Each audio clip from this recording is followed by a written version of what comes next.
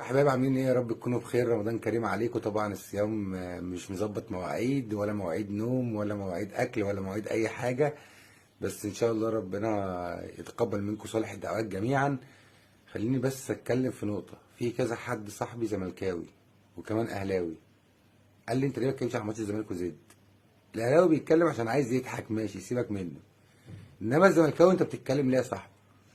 انت بتتكلم عشان ضربة الجزاء اللي ليكوا؟ ليكوا ضربة جزاء مستحقة، وانا استغربت جدا جدا جدا ان الفار حتى ما رجعلهاش.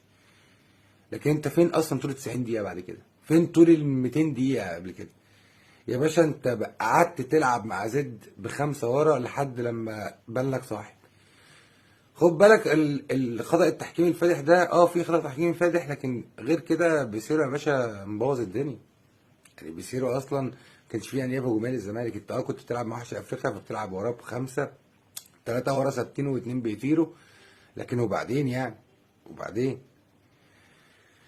عموما هارد لك للزمالك. انا شايف ان الزمالك في مستوى سيء ومحتاج ان هو يقعد مع ادارته كويس، لان فكره ان انت تلعب ثلاث ماتشات تكسب منهم تتعادل منهم، تكسب منهم ايه؟ تتعادل منهم الثلاث ماتشات، فانت كسبت 3 بونت من اصل 9 بونت، فانت خسرت ماتشين. انت الموضوع محتاج ان انت تقف شويه، صح؟ ده كان رايي يعني ببساطه. سلام.